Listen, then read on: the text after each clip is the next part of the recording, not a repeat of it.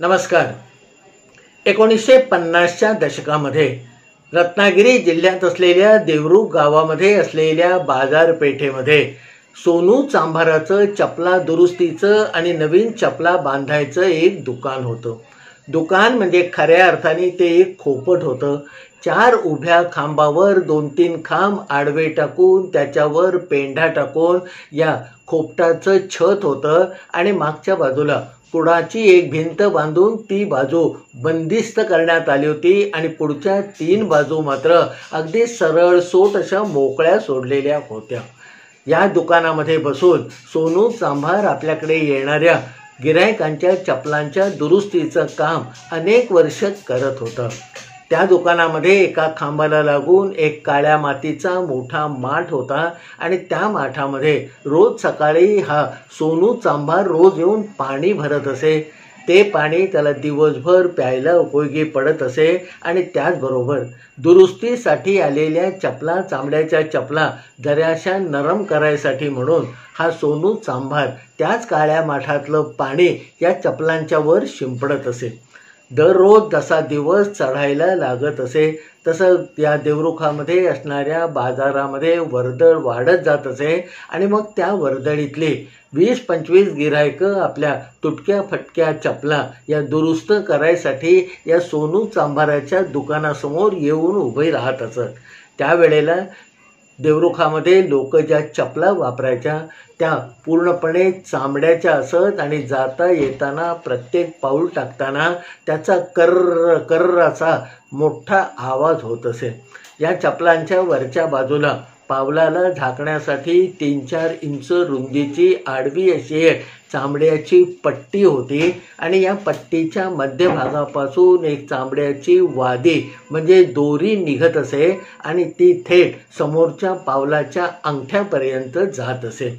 त्या अंगठ्याभोवती चामड्याच्या पट्टीचं एक सुंकलं बनवलेलं असे आणि त्याच्यामध्ये आपला अंगठा ठाबूक ठेवून मग चपलेमध्ये पाय घालून फिरणारी ही माणसं आपली दिवसभराची फिरस्ती करत असत। आता या चपलांची एक गंमत अशी होती की सगळ्यात सुरुवातीला जी वादी म्हणजे चामड्याच्या पट्ट्यापासून अंगठ्याच्या सुंकल्यापर्यंत जाणारी चामड्याची दोरी होती ती आधी तुटत असे। त्याच्यानंतर काही दिवसांनी मग अंगठ्याच्या भोवती जे सुंकलं म्हणजे चामड्याची पट्टी होती ती ढिली होऊन बाहेर पडायला लागत असे आणि सगळ्यात शेवटी म्हणजे त्या चपला 1-2 वर्ष वापरून झाल्यानंतर मग पावलाच्या भोवती जो आडवा जाड चामड्याचा पट्टा असे तो सुद्धा खिळखिळा व्हायला लागत असे। कधी कधी काही लोकांच्या बाबतीमध्ये एकाच्या वर एक जे 2 चामड्याचे थर पावलाच्या खाली दिलेले असत ते थर आपलं तोंड उघडत असत आणि मग जाता येता माणूस त्या उघड्या तोंडामुळे येणाऱ्या दगडावर किंवा खाच कळग्यावर धाडकन अडखळत असे। अच्छा, या चपला ज्याची वादी तुटलेली आहे, कधी एखाद्या चपलेचा अंगठा निसटलेला आहे किंवा खूप वापरून झाल्यानंतर एखाद्या चपलेचा जो चामडी पट्टा मजबूत असतो तो खिळखिळा व्हायला लागलेला आहे, अशा सगळ्या चपला घेऊन मगाशी सांगितल्याप्रमाणे गिऱ्हाईकं या सोनू चांभाराच्या दुकानासमोर उभी राहत असत। सोनू मग 2 आणे घेऊन त्यांच्या चपला दुरुस्त करून देत असे आणि घरी जाताना 5-10 रुपयाचा गल्ला आपल्या कनवटीला लावून तो आपल्या घराची वाट चालत असे। त्या दुकानामध्ये सोनू चांभाराचे सगळे हत्यारं ठेवायचे एक भली मोठी पत्र्याची पेटी होती। साधारणपणे 1.5 हात लांब आणि अर्धा किंवा 1 हात रुंद अशी ती झाकण असलेली पत्र्याची पेटी होती आणि ती सोनूच्या दुकानापेक्षाही जास्त जुनी असावी असं त्या पेटीकडे बघणाऱ्याला वाटत असे, कारण सोनूनी स्वतःच्या आयुष्यामध्ये ती पेटी खरेदी केलेली नव्हती, तर त्याच्या वडिलांनी त्याला ते आपली भेट म्हणून दिलेली होती आणि आपल्या वडिलांनी ही खरेदी केली की आज्याने खरेदी केली हे काही सोनू चांभाराला नक्की सांगता येत नव्हतं। अशा त्या जुन्या पेटीमध्ये संध्याकाळ झाली, दिवस उतरला की मग आपली सगळी चांभाराची हत्यारं टाकून मग पेटीचं झाकण घट्ट बंद करून ती खांद्यावर टाकून हा सोनू चांभार आपल्या घराची वाट धरत असे।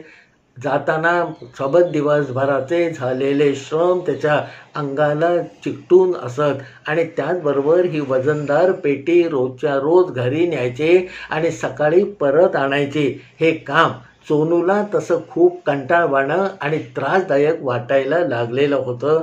पण ती पेटी आपल्या दुकानामध्ये तशीच सोडून जाणं काही श्रेयस्कर नव्हतं, कारण कोणीतरी चोर भोरटा चोर येऊन एका दिवशी ती घेऊन गेला असता हे सोनू चांभाराला नक्की माहीत होतं.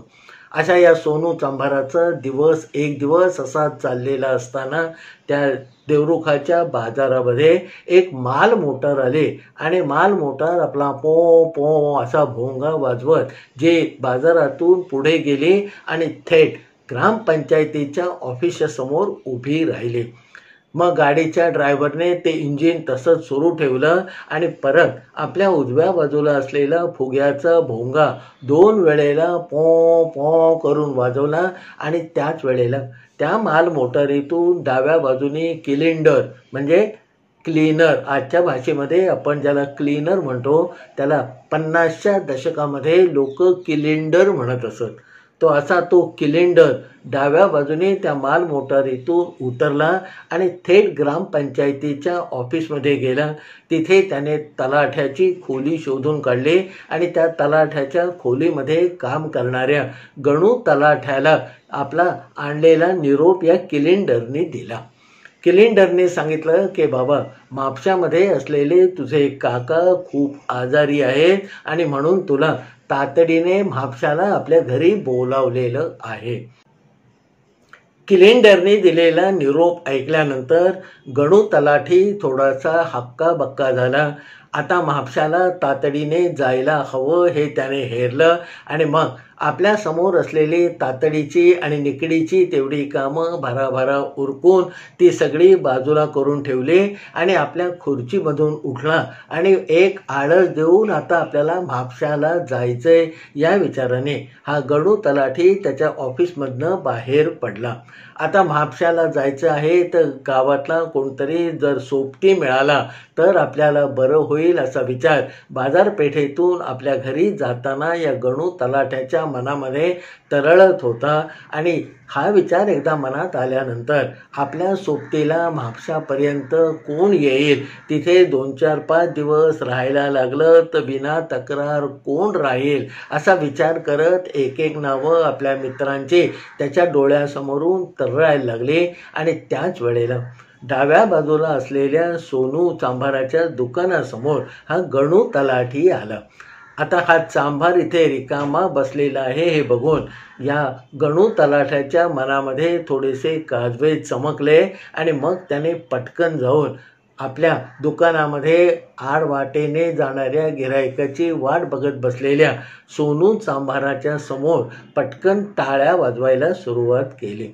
गणू तलाठ्याने वाजवलेल्या टाळ्या ऐकून सोनू चांभार भानावर आला आणि काय तलाठी, काय तात्या, इकडे कुठे असं विचारणा करणार एवढ्यात गणू तलाठी जरासा झुकून त्या खोपट्यामध्ये गेला आणि मग या सोनू चांभाराला सांगायला लागला की बाबा, माझा चुलता म्हणजे काका म्हापशाला आजारी आहे आणि मला आत्ता लगोलग म्हापशाला निघायला हवं, तर बाबा 2-4 दिवस तू माझ्याबरोबर सोबतीला येतोस का?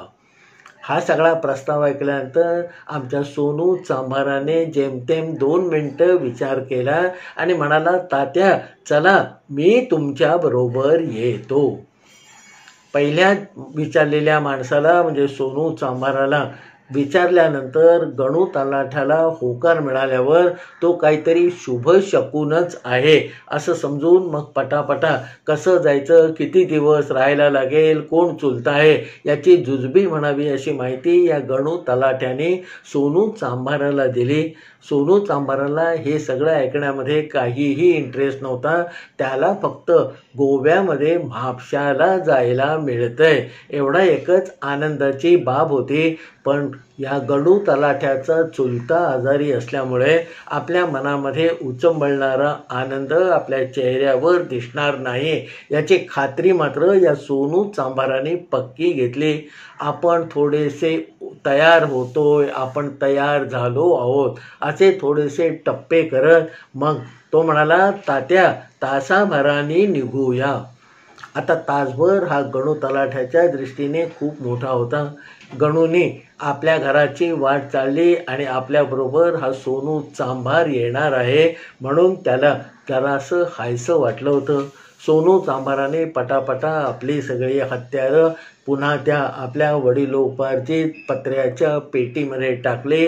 ती पेटी खांद्यावर टाकून तो आपल्या घरी गेला. दुपारचं जेवण खावण करून 2 वेळच्या भाकऱ्या बरोबर घेऊन आणि 2-4 दिवसाचे जुजबी कपडे घेऊन परत हा सोनू चांभार आपल्या दुकानाशी येऊन उभा राहिला. तोपर्यंत हा गणू आपल्या घरी जाऊन तयार होऊन सोनू चांभाराच्या दुकानाशी येऊन ठेपलेला होता. दोघांचे नजरानजर झाले, इशारे झाले आणि मग दोघांनी देवरुखातला गाडी तळ म्हणजे माल मोटारी आणि त्यावेळच्या ज्या सर्व्हिस मोटारी फिरत असत त्या उभी राहायची जागा गाठली. मजल दर मजल करत दुसऱ्या दिवशी दुपारपर्यंत ही जोडगोडी म्हणजे गणू तलाठी आणि सोनू चांभार म्हापशाला पोचले. म्हापशाला गेल्यानंतर घरामध्ये आधी जाऊन बघितलं तर काका म्हणजे चुलता जो होता तो फारच अत्यवस्थ होता. त्याला धाप लागलेली होती, नीट काही बोलता येत नव्हतं, मधून त्याला मोठा ताप येतो असं आजूबाजूला जमलेली मंडळी या गणूला तलाठ्याला सांगत होती. आता गणूनी आपण आलोच आहोत तेव्हा तुम्हाला काही काळजी करायची गरज नाही, याला आपण पुरेसे उपचार करू आणि हा बरा होईपर्यंत मी काय बाबा आता देवरुखला परत जात नाही असं पक्क आश्वासन दिल्यानंतर त्या आजूबाजूला चिंताग्रस्त अवस्थेमध्ये बसलेल्या सगळ्या मंडळींना या गणू तलाठ्याचा मोठा आधार वाटायला लागला. गणू तलाठी म्हापशाला आपल्या चुलत्याच्या घरी पोहोचेपर्यंत त्याच्या दुखण्याला 2-4 दिवस उलटून गेलेले होते. दरम्यानच्या काळामध्ये गावातल्या डॉक्टरचं औषध सुरू केलेलं होतं पण त्याचा म्हणावा असा काही गुण येत नव्हता. शांतादुर्गेची ओटी काढून झालेली होती आणि नंतर गावातल्या बुवा भक्ताने आपले उपचारही करायला सुरुवात केली होती. गणू तलाठी आणि सोनू चांभार म्हापशाला घरी पोचल्यानंतर तासाभराने परत एकदा काकाच्या प्रकृतीची चौकशी करायला हा बुवा भगत नावाचा भगत म्हणजे देव देवस्की करणारा माणूस त्यांच्या घरी अवतीर्ण झाला. त्याने आतमध्ये जाऊन खड्या आवाजामध्ये काकाला विचारलं, काका कसं वाटतंय, काय वाटतंय? काकाच्या तोंडून काही शब्द फुटत नव्हता. तेव्हा आपण कालपर्यंत केलेले उपचार हे साधे सुधे होते, आता काहीतरी जबरी करायला हवं असं पुटपुटत हा बुवा होता तो बाहेर येऊन अंगणामध्ये थांबला. आतापर्यंत काकाच्या त्या खोलीमध्ये घुसमटणाऱ्या वातावरणात राहून आमच्या सोनू चांभाराला सुद्धा कंटाळा यायला लागला होता आणि एका मागोमाग एक त्याला जांभया यायला लागल्या होत्या. आता लोकांच्या समोर बसून आपला कंटाळा आणि जांभया देणं काही योग्य नाही हे कळल्याबरोबर आमचा सोनू चांभार हा त्या बुवा भक्ताच्या बरोबर बाहेर आला आणि अंगणामध्ये बसून हा बुवा भगत काय करतो आहे याचं कुतूहलाने निरीक्षण करायला लागला. आज बुवा भक्ताला काहीतरी मोठा तोडगा करायचा होता आणि म्हणून त्याने आपल्याबरोबर आणलेलं एक लाल रंगाचं चौकोनी कापड या समोरच्या घरासमोरच्या अंगणामध्ये पसरलं. त्याच्या 2 कोपऱ्यावर 2 हाडं ठेवली, मध्ये एक पिंजरेचा भात ठेवला आणि 2-4 लिंब घेऊन तो हातामध्ये या हातातून त्या हातात उडवत राहिला आणि काही ना काही भयानक वाटतील असे वेडीवाकडे चेहरे करत मंत्र म्हणायला लागला. हा देव देवस्कीचा सगळा प्रकार सोनू चांभार आपल्या आयुष्यामध्ये पहिल्यांदाच बघत होता. गच्च दाढी असलेला लाल डोळ्याचा हा बुवा भगत काहीतरी मंत्र म्हणतोय आणि थैथयाट करतोय म्हणजे कोणाबरोबर तरी याची मारामारी कुस्ती किंवा भानगड चालू आहे हे सोनू चांभाराच्या लक्षात यायला वेळ लागला नाही. पुढची 5-10 मिनटं असाच थैथयाट केल्यानंतर त्या बुवा भक्ताने त्या लाल कापडावर ठेवलेली ती 2 हाडं उचलली आणि मग चुलत्याच्या घराच्या बाहेरच्या बाजूनी जमिनीवरून त्या हाडांनी 2-4 भल्या मोठ्या अशा रेघा मारल्या आणि त्या रेघांच्या वर मग पुन्हा एकदा हळद, कुंकू, पिंजर, बुक्का सगळं टाकून परत एकदा थैथयाट करून हा बुवा भगत निघून गेला. आत्तापर्यंत आपल्यासमोर हा जो अर्ध्या तासाचा तमाशा झाला त्याबद्दल कुतूहल आता कमी आणि भीती जास्त अशी काहीशी परिस्थिती सोनू चांभाराची व्हायला लागली. पण आता काढता पाय त्याला काही घेता येईना.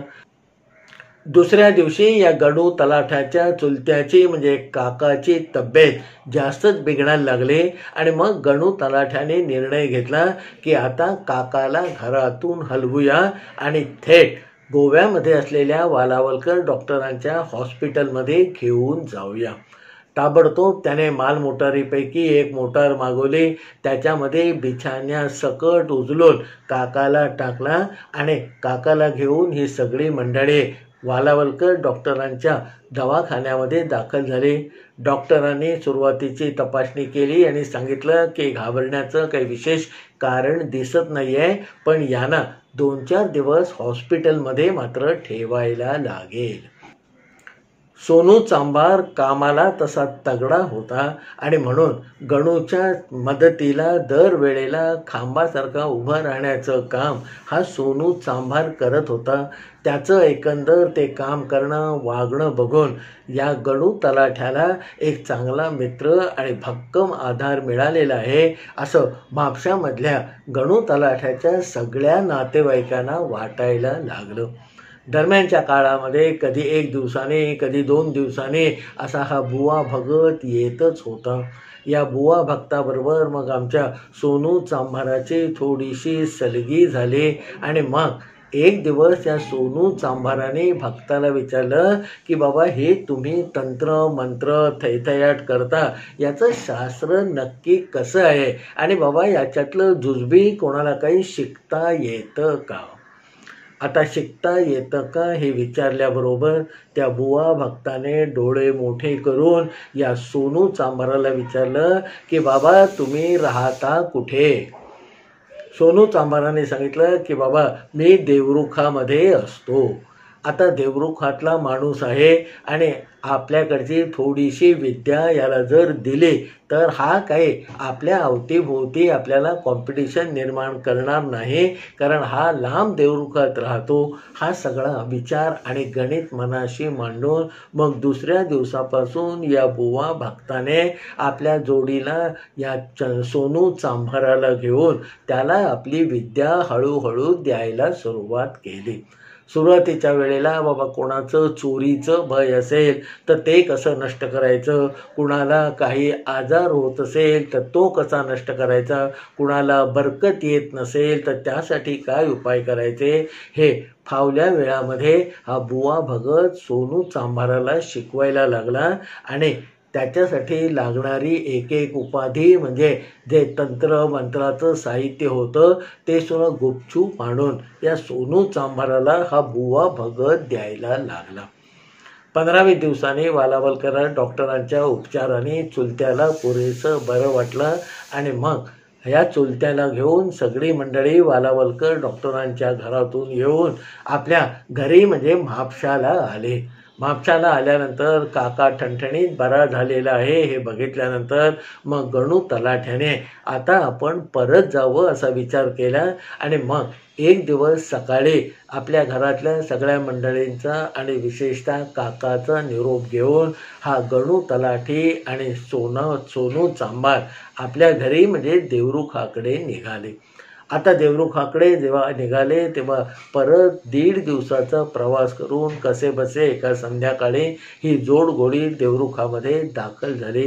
दुसऱ्या दिवशी सकाळी आपण कामाला जावं का जाऊ नये अशा विचारामध्ये सोनू चांभार पडला, कारण मालमोटारी आणि एकंदर तो प्रवास असा खडतर होता.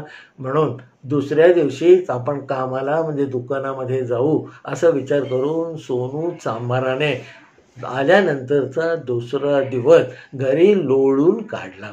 आता लोळून काढता काढता बुवा भक्ताने आपल्याला जे काही शिकवलेलं आहे ते आपल्याला कसं कधी कुठे कुठे वापरता येईल याबद्दलची गणितं या सोनू चांभाराच्या मनामध्ये सुरू झाली.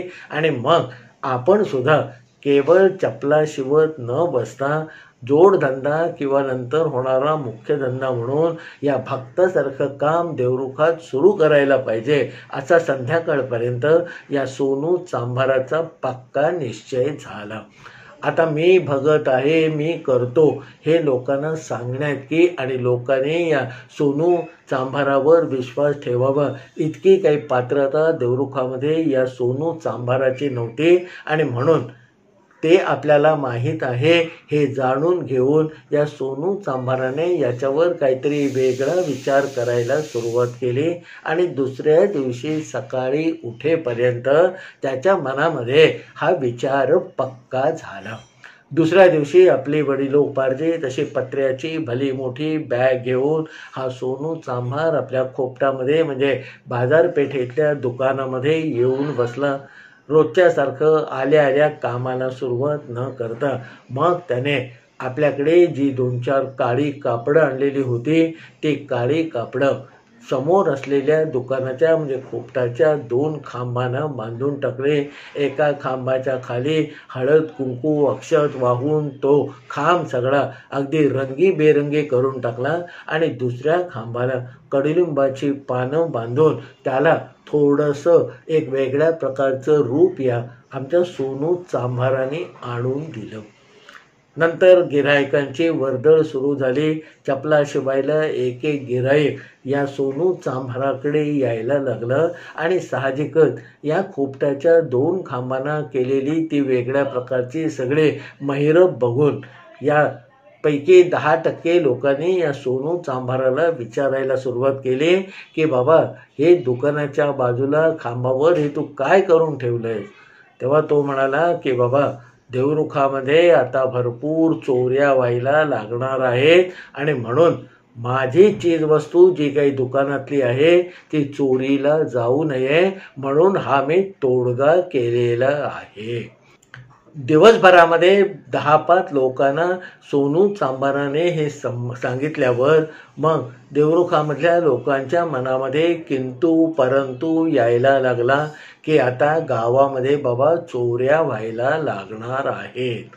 त्या दिवशी रात्री घरी जाताना सोनू चांभाराने आपली ती पत्र्याची पेटी जी रोज उचलून खांद्यावर टाकून हा घरी घेऊन जात असे ती दुकानातच टाकले आणि आपले मोकळे हात हलवीत तो आपल्या घरी गेला होता.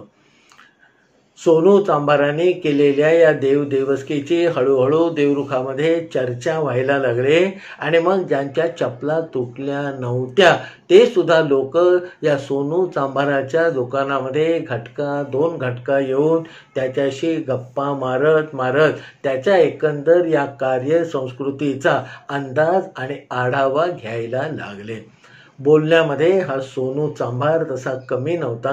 लोकांना कुठच्या पद्धतीने सांगितलं की ते पडतं हे म्हापशामधल्या बुवाकडनं त्याने पुरेपूर जाणून घेतलं होतं. आणि मग लोकांचं शंका निरसन करता करता त्यांच्या मनामध्ये या सगळ्या देवदेवस्कीबद्दल एक कुतूहल किंवा त्याची मागणी निर्माण होईल अशा पद्धतीने या सोनू चांभाराने देवरुखामधल्या लोकांना हे सगळं सांगायला सुरुवात केली. पुढच्या 4-8 दिवसामध्ये एकदा गावातला सुधाकर वाणी दबक्या पावलाने या सोनू चांभाराच्या दुकानामध्ये आला. आणि आजूबाजूला आता कोणी गिऱ्हाईक नाही आहे. दुपार असल्यामुळे वर्दळ कमी कमी होते हे जाणवल्यावर मग कानगोष्ट करावी अशी काही करत हा सुधाकर वाणी दुकानात बसलेल्या त्या सोनू चांभाराला विचारायला लागला की बाबा खरोखरच तुझ्याकडे चोऱ्या न होण्यासाठी काही तोडगा आहे का. सोनू चांभारांनी सांगितलंय की बाबा म्हापशाला मी या सगळ्यावरती तोडगे शिकून आलेला आहे. मग सुधाकर वाण्याने आपल्या जे इंगित गुपित किंवा आपल्याला बोचणारी बाब होती ती सांगितली की बाबा, दुकानामध्ये माझ्याकडे 12-14 वर्षाची 2 पोरं आहेत आणि ते कधी पैसा, कधी साबणाची वडी, कधी एखादी चीज वस्तू माझ्या दुकानातून लांबवतात.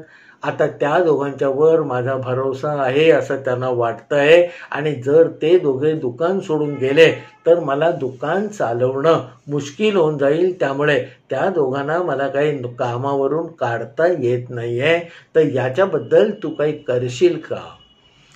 सोनू चांभाराने जरासा विचार केला, जरासं आकडेमोड केल्यासारखं केलं, जमिनीवर पाणी शिंपडून त्याचा वास घेतला आणि म्हणाला की अहो वाणी, तुमचं हे काम तुम्ही जे सांगताय ते 3-4 वर्षापासून तुमच्याकडे चोऱ्या सुरू आहेत आणि आता दिवसेंदिवस त्या चोऱ्यांचं प्रमाण वाढत गेलेलं आहे. सुधाकर वाण्याला हे सगळं पटलं. खरोखरच ही जेव्हा मुलं कामाला लागली तेव्हा वर्ष 6 महिने इमाने इतबारे करत होती आणि त्याच्यानंतर गेले 2-2.5-3 वर्ष मात्र ही हळूहळू चोऱ्या करण्याचा सपाटा सुरू झालेला होता. मग अवताण म्हणावं असं एक बोलावणं सुधाकर वाण्याने सोनू चांभाराला दिलं. दुसऱ्या दिवशी सकाळी भल्या पहाटे, म्हणजे दुकान उघडायच्या जवळजवळ 2 तास आधी दुकानाजवळ सोनू चांभार आणि सुधाकर वाणी जमले होते. सुधाकर वाण्याने गुपचूप आपलं दुकान उघडलं. मग त्यामध्ये ठिकठिकाणी फिरून आपली काही तंत्रविद्या वापरून तपासणी करून या सोनू चांभाराने वेगवेगळ्या प्रकारचे दोरे, गंडे, ताईत असे त्या दुकानामध्ये 2-3 दिशांना बांधले आणि मग बाहेर पडताना या सोनू चांभाराने या सुधाकर वाण्याला सांगितलं की आता बघा, तुमच्या दुकानातली एकही वस्तू इकडच्या तिकडे होणार नाही. सुधाकर वाण्याने हे सगळं करून घेतल्यामुळे त्याच्या आत्म्याला थोडी शांती आलेली होती. न जाणो याचा उपाय लागू पडून आपल्या दुकानात या नोकरांकरवीच होणाऱ्या चोऱ्या थांबल्या तर त्याला ते हवंच होतं आणि बाहेर पडणाऱ्या या सोनू चांभाराच्या हातावर त्या सुधाकर वाण्याने नगद 2 रुपये ठेवले. त्याच्यानंतर सुधाकर वाणी हळूहळू अदमास अंदाज घ्यायला लागला आणि त्याच्या लक्षामध्ये आलं की खरोखरच गेल्या 15-20 दिवसामध्ये दुकानामधली एकही वस्तू जागेवरून हललेली नाही, म्हणजे कुठच्याही गोष्टीची चोरी झालेली नाही. सुधाकर वाण्याला असा हा धडधडीत अनुभव आल्यानंतर मग त्याने आपल्या घरी ही बाब सांगितली. घरच्यांनी शेजाऱ्यांना सांगितलं, शेजाऱ्यांनी रानडे मास्तरांना सांगितलं, रानडे मास्तरांनी भावे हेडमास्तरांना सांगितली आणि एकंदर या सोनूच्या प्रतापाची चर्चा देवरुखामध्ये भल्या मोठ्या प्रमाणात सुरू झाली आणि त्याच्यानंतर हळूहळू चपला शिवायला येणारे गिराईक कमी आणि हे देवदेवस्की करून घ्यायला येणारी गिराईक जास्त, असं एकंदर व्यस्त प्रमाण धंद्याच्या बाबतीतलं या सोनू चांभाराच्या उदयाला येणाऱ्या नशिबाने त्याच्यासमोर ठेवायला सुरुवात केली. मग या सोनू चांभाराने आपल्या दुकानामध्ये म्हणजे खोपटामध्ये बसायला 2-4 मोडक्या तोडक्या खुर्च्या आणून टाकल्या, आपल्याला बसायला एक बाक आणून ठेवलं आणि मग येणाऱ्या आपल्याकडे गिरायकांबरोबर थोडीशी चर्चा करून त्यांना धागे, दोरे, ताईत, लिंब, काळे कापडं असं देण्याचा एक मोठा व्यापार आमच्या या सोनू चांभाराने देवरुखामध्ये सुरू केला. देवरुखामध्ये ही सगळी अशी हालचाल होत असताना माझे आजोबा पांडुरंग श्रीधर केतकर त्यावेळेला देवरुखापासून जवळ असलेल्या निवळ गावामध्ये होते. त्या गावचे ते खोत होते आणि खोतीच्या काही कामासाठी कधी देवरुख, संगमेश्वर आणि रत्नागिरीपर्यंत त्यांना फेऱ्या मारायला लागत असत.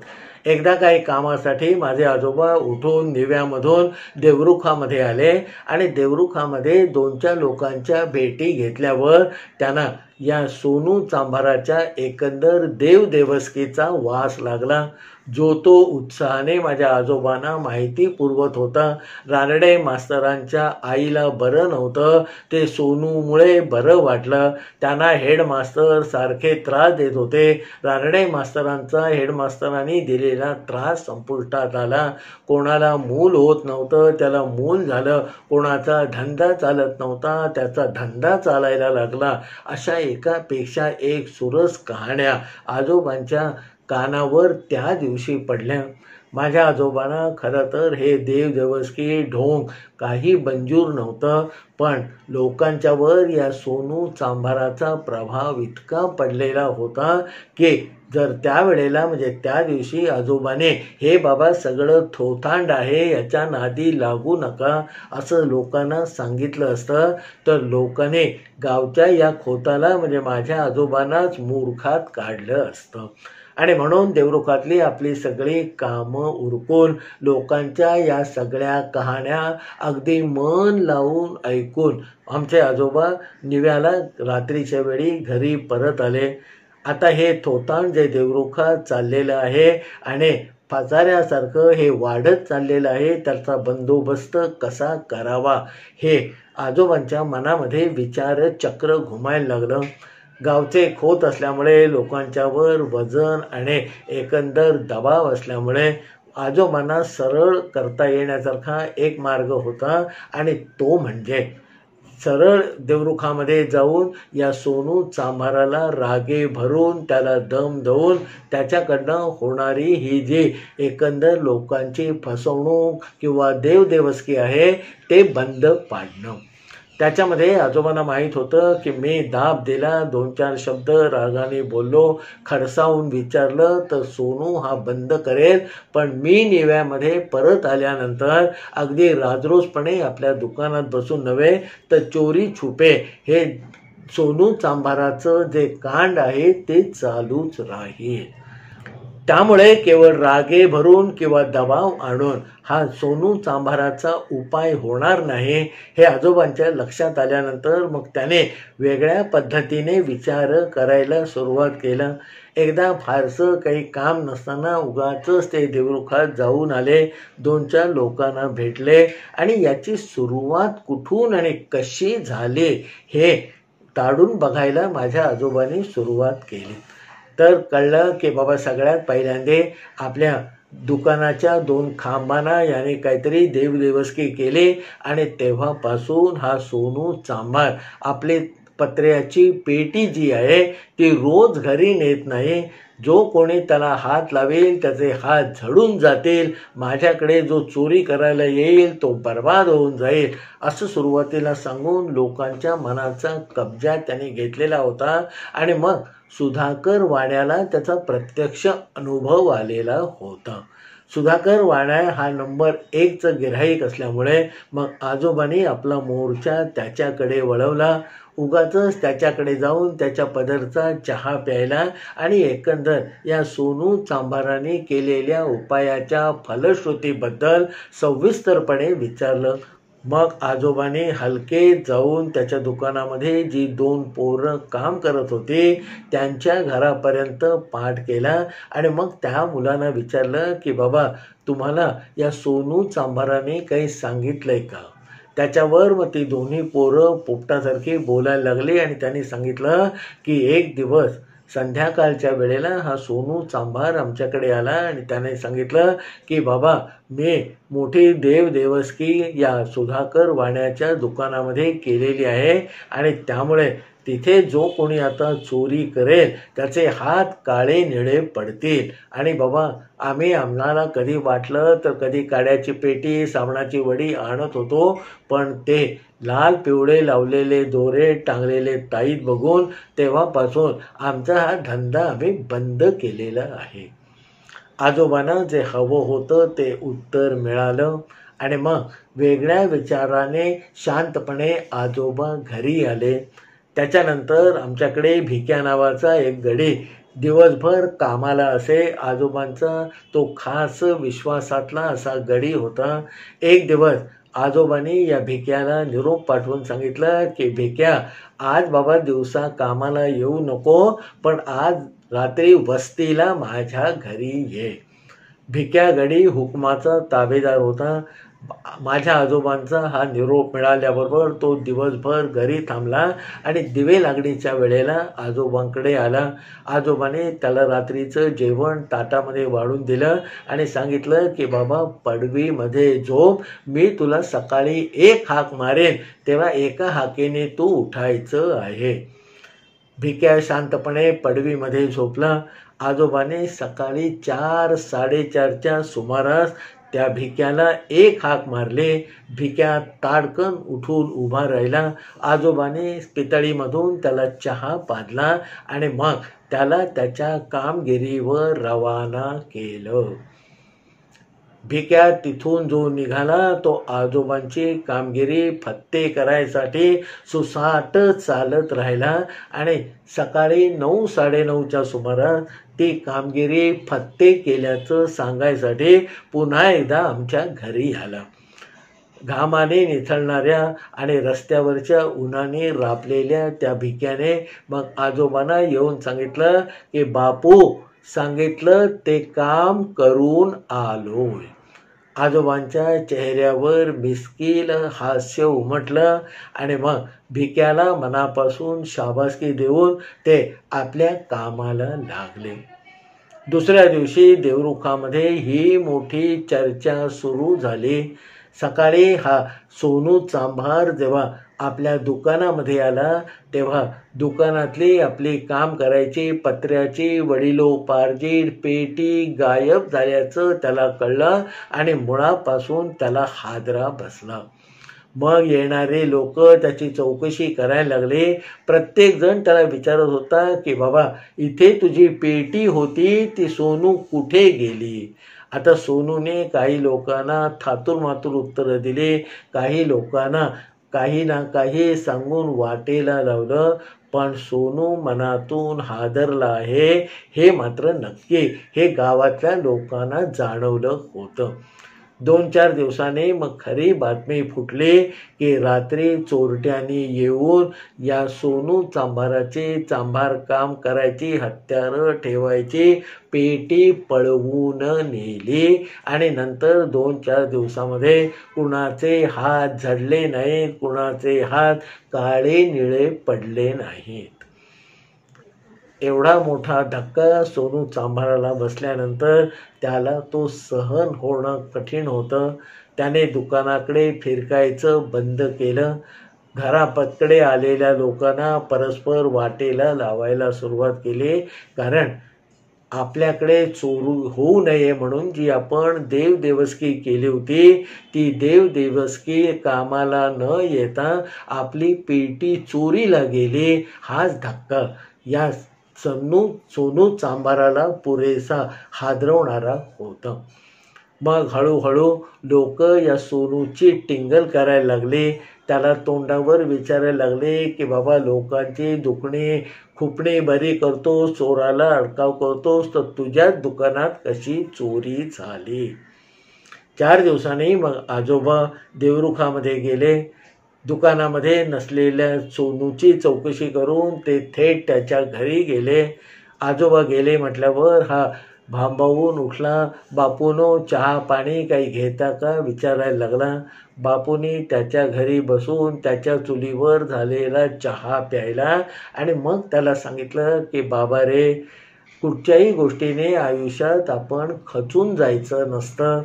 आता तुझी चांभार कामाचं साहित्य ठेवणारी पेटी चोरीला गेल्यापासून तू दुकानामध्ये जाणार नाहीस हे मला माहीत होतं आणि म्हणून आता ही सगळी हत्यारं नवीन खरेदी कर आणि आपलं चपला शिवायचं चपला दुरुस्त करायचं काम पहिल्यासारखं सुरू कर.